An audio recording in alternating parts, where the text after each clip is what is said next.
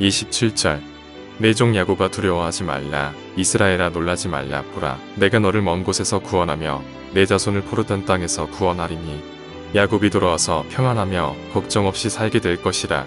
그를 두렵게 할 자 없으리라. 28절 여호와의 말씀이니라. 내 종 야곱아, 내가 너와 함께 있나니 두려워하지 말라. 내가 너를 흩었던 그 나라들은 다 멸할지라도 너는 사라지지 아니하리라. 내가 너를 법도대로 징계할 것이요 결코 무죄한 자로 여기지 아니하리라 하시니라.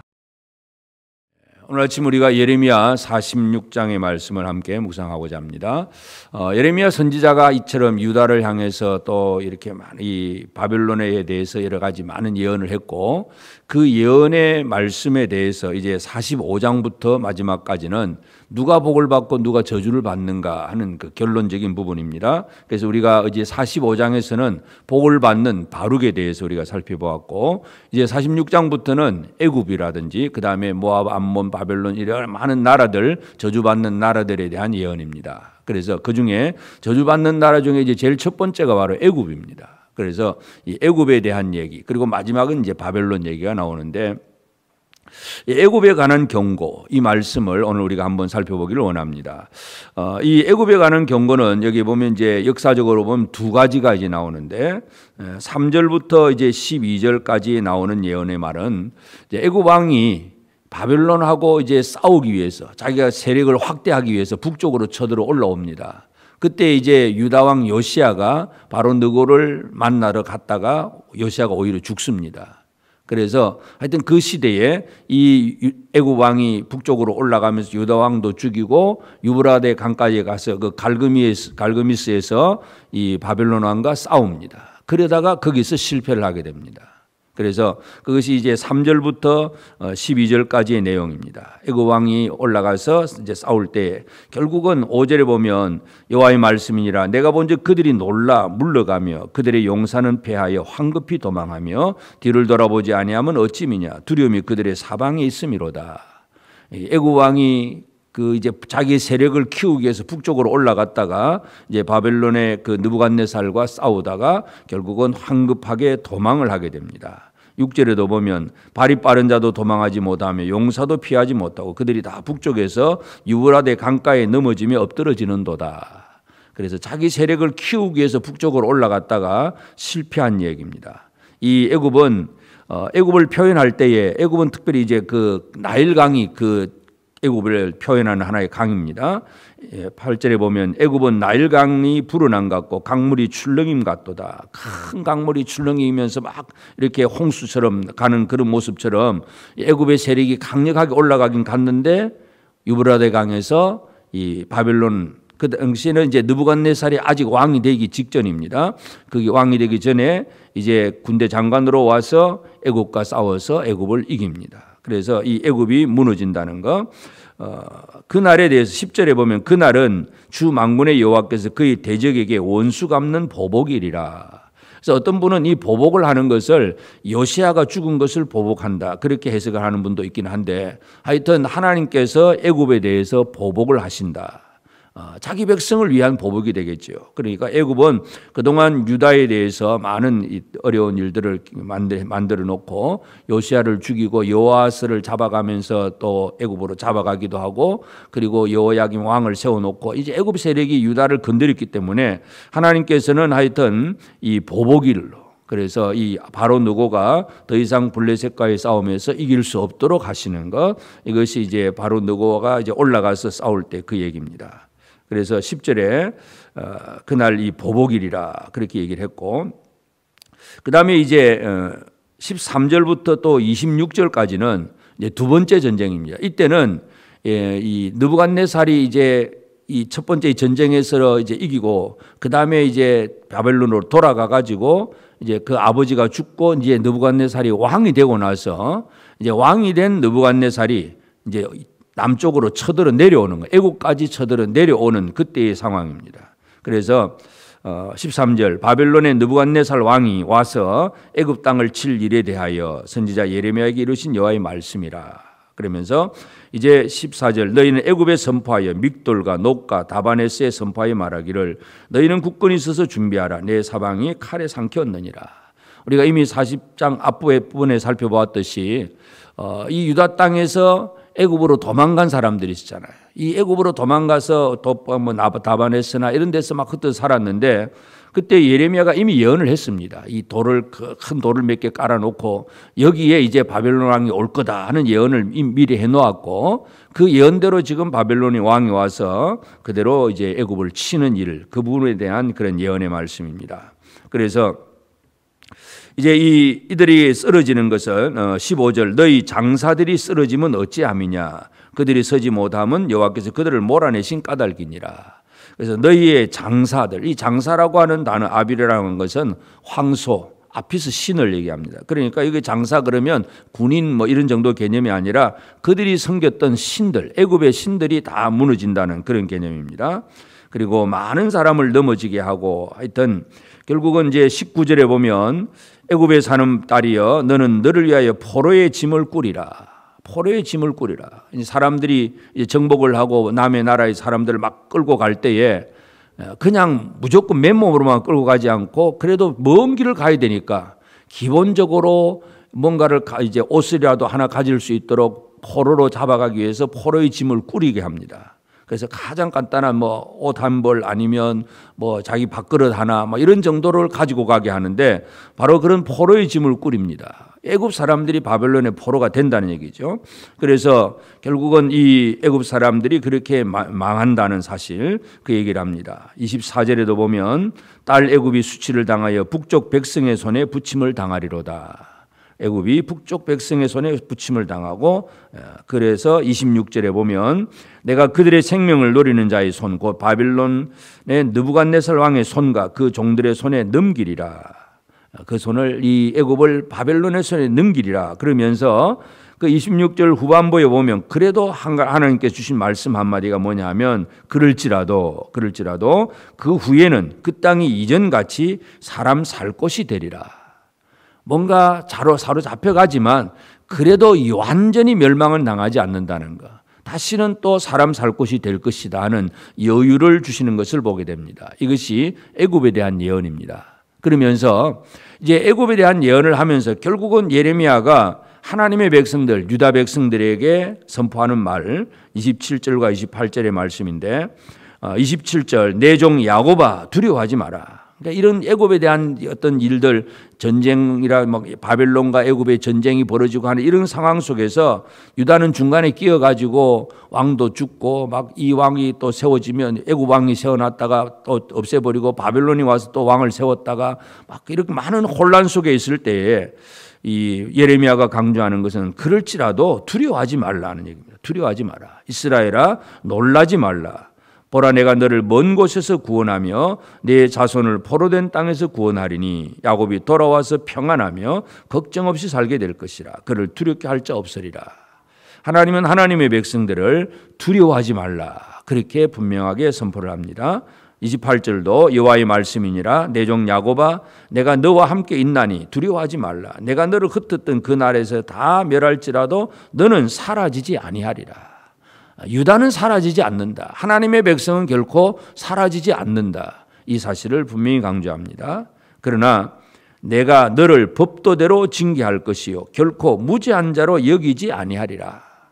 죄는 있어요. 그러나 사라지지 않습니다. 이것이 하나님의 백성의 특징입니다. 그래서 오늘 우리가 이제 예레미야 46장을 보면서 하나님께서 애굽에 대한 예언을 하셨는데 예언의 말씀들을 주셨는데 특별히 바벨론과의 그 전쟁 속에서 두 번의 전쟁에서 애굽이 패하게 되는 그런 모습들 그걸 보면서 그러나 그 애굽이 핵심이 아니라 하나님의 백성들 유다 백성들에 대한 말씀이 바로 핵심입니다. 두려워하지 말라.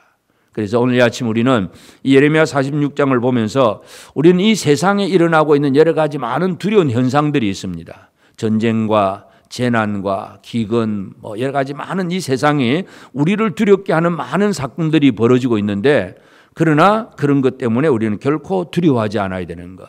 이것이 하나님의 백성들입니다. 그래서 우리 주변에는 여러 가지 많은 일들이 오늘도 벌어질 것이고 내일도 그렇게 될 것이고 하여튼 많은 어려운 일들이 벌어집니다. 그러나 하나님의 백성들에게 하나님의 약속하신 말씀은 너희는 사라지지 않는다. 하나님의 교회는 사라지지 않습니다. 아무리 세상이 교회를 핍박하고 사탄이 교회를 무너뜨리려고 애를 써도 교회는 사라지지 않습니다. 하나님께서 지켜주시는 것. 그러나 무지한 자로는 여기지 말라. 우리의 죄악, 우리의 허물이 있기 때문에 징계를 하십니다. 그러니까 징계를 달게 받을 수 있는 그런 사람이 되는 것은 중요합니다. 그래서 하나님 앞에서 징계를 달게 받는다는 얘기는 뭡니까? 내 죄를 깨닫는 것. 하나님 앞에 우리가 매를 맞으면서 내가 왜 매를 맞는지를 알고 깨닫고 돌이키고 회개하는 것, 이것이 하나님의 백성들이 할 일입니다. 그래서 환경에 대해서는 두려워할 필요가 없고 하나님의 징계에 대해서는 깨닫고 돌이키는 이런 삶을 살아내는 것이 하나님의 백성들이 할 일입니다. 우리가 결코 죄인임을 잊어서는 안 됩니다. 우리는 예수 그리스도가 아니면 우리는 모든 사람들이 죄인입니다. 단지 우리가 예수 안에서 우리는 하나님의 백성이 되었다는 이것 때문에 지금 우리는 감사함으로 기쁨으로 살아갈 수가 있습니다. 그래서 오늘 우리는 하나님께서 바벨론이나 애굽이나 세계 모든 나라들을 다 하나님이 다 주관하십니다. 어떤 나라가 이기게 하고 어떤 나라는 또 지게 하고 이 모든 것들은 하나님이 주관하시기 때문에 이 모든 일들을 바라보면서 일어나는 현상 속에서 현상만 보면서 두려워하는 것이 아니라 그 모든 일들을 주관하시는 하나님을 신뢰하면서 두려워하지 않는 그런 우리 모두가 되어져야 되겠습니다. 그래서 담대함으로 오늘 하루도 살아가면서 특별히 우리가 잘못했을 때 또 하나님의 앞에 우리는 징계를 받을 수가 있습니다. 그때 깨닫고 돌이키는 것, 이것이 중요합니다. 그래서 하나님의 약속의 말씀, 너는 사라지지 아니하리라. 이 약속의 말씀을 신뢰하면서 우리가 비록 약하고 힘들고 어려워도 흔들리지 아니하고 담대함을 가지고 살아가는 모든 주의 백성들이 되어지기를 주의 이름으로 축복합니다. 기도하십시다. 이제 오늘 받은 말씀으로 함께 기도하겠습니다. 전쟁과 재난같이 우리에게 두려움을 주는 일이 지금 일어나고 있어도 그 일로 두려워하지 않게 하시며 오직 하나님으로 인해 기뻐하게 하소서. 나의 잘못으로 인해 받는 징계를 달게 받으며 구원의 확신이 있을지라도 내가 무지하지 않음을 알고 항상 겸손하게 하나님과 동행하는 삶을 살게 하옵소서.